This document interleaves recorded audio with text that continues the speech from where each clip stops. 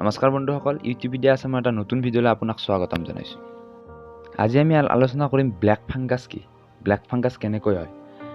বৰ্তমান পৰিস্থিতিত কৰোনাতকৈও মাৰাত্মক ৰূপে থিয় দিছে ব্লেক ফাংগাছে আৰু আমাৰ চিকিৎসকসকললৈ এটা প্ৰত্যাহ্বানৰ সন্মুখীন কৰাইছে ব্লেক ফাংগাছ নামৰ বেমাৰটো। এইটো কি বস্তু আহক আমি জানো। ব্লেক ফাংগাছ এটা খুব সাধাৰণ বেমাৰ আৰু যিটো আমাৰ দেহত প্ৰায় হৈয়ে থাকে আৰু আমাৰ ঘামে এই বেমাৰটোক নাইকিয়া কৰে আৰু লগতে আমাৰ ইমিউন ছিষ্টেমে সেই বেমাৰটোক নাইকিয়া কৰে। কিন্তু এতিয়া কিয় এইটো প্ৰত্যাহ্বানৰ সন্মুখীন হৈছে?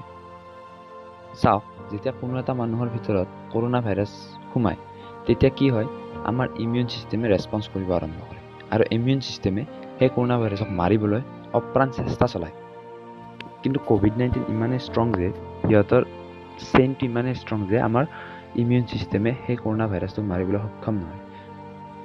কিন্তু আমাৰ ইমিউন ছিষ্টেমে কৰোনা ভাইৰাছক মাৰিবলৈ চেষ্টা চলায়। ফলত আমাৰ ইমিউন ছিষ্টেমে বহুত বেছি ৰেছপন্স কৰে। আমাৰ ইমিউন ছিষ্টেমে ইমানেই বেছি ৰেছপন্স কৰে কৰোনা ভাইৰাছক মাৰিবলৈ যে ইয়াত এটা ইমিউন ছিষ্টেমৰ চাইট'কাইন এটা ষ্ট্ৰম আহি যায়। ফলত কি হয়, আমাৰ লাং অৰ্থাৎ আমাৰ হাওঁফাওঁ দুৰ্বল হ'বলৈ ধৰে আৰু তেনেকৈ মানুহৰ মৃত্যু হয়। চাইট'কাইন ষ্ট্ৰম অহাৰ ফলত অৰ্থাৎ ইমিউন ছিষ্টেমৰ ষ্ট্ৰম অহাৰ ফলত ডক্টৰসকলে কি কৰে চাওক। তো ডক্টৰসকলে আমাৰ ইমিউন ছিষ্টেমটো কমাবলৈ অৰ্থাৎ ছাপ্ৰেছ কৰি ৰাখিবলৈ ডেক্সামেথাছোন নামৰ এটা ঔষধ ব্যৱহাৰ কৰে। ফলত আমাৰ ইমিউন ছিষ্টেমটো ছাপ্ৰেছ হৈ যায়, অৰ্থাৎ আমাৰ ইমিউন ছিষ্টেমে ৰেছপন্স কমকৈ কৰে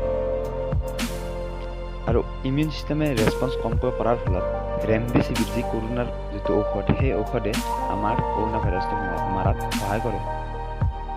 যেতিয়া ৰোগীজন ক'ভিড-19ৰ পৰা সুস্থ হয়, যেতিয়া ভাল হয়, তেতিয়া কি হয়, আমাৰ ইমিউন ছিষ্টেমটো যিহেতু ডেক্সামেথাছোন ব্যৱহাৰ কৰা হৈছিল, ইমিউন ছিষ্টেমটো আমাৰ কমি থাকে, অৰ্থাৎ আমাৰ ইমিউনিটি কমি যায়।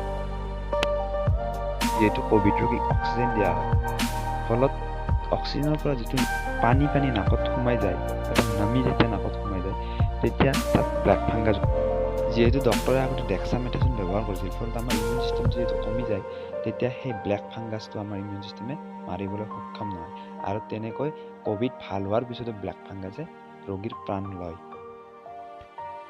ব্লেক ফাংগাছটো সাধাৰণতে নাকেৰে প্ৰৱেশ কৰে আৰু ইয়াৰ লক্ষণসমূহ এনেকুৱা যে চকু ৰঙা পৰা, হাঁচি অহা আৰু লগতে পানী নাকৰ পৰা ওলাই থকা। কিন্তু যদি আপোনাৰ ইমিউন ছিষ্টেম ষ্ট্ৰং হৈ থাকে তেতিয়া একো অসুবিধা নাই, সেইটোতো আপোনাৰ ঠিক হৈ যাব। কিন্তু যিহেতু ডেক্সামেথাছোন ব্যৱহাৰ কৰা হয় ক'ভিড-19 পেচেণ্টৰ লগত, সেইকাৰণে যেতিয়া ডেক্সামেথাছোন ব্যৱহাৰ কৰা আমাৰ ইমিউন ছিষ্টেম কমি থাকে আৰু ফলত আমাৰ ব্লেক ফাংগাছ ৰোগটো দেখা দিয়াৰ সম্ভাৱনা থাকে।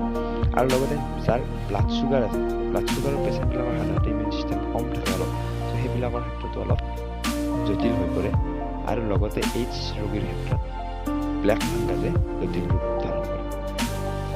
আজিলৈ বন্ধুসকল ইমানেই, আৰু এটা নতুন ধুনীয়া ভিডিঅ' লৈ আপোনালোকৰ সন্মুখত আগবঢ়াম। চ' আজিলৈ এইখিনিতে, ধন্যবাদ।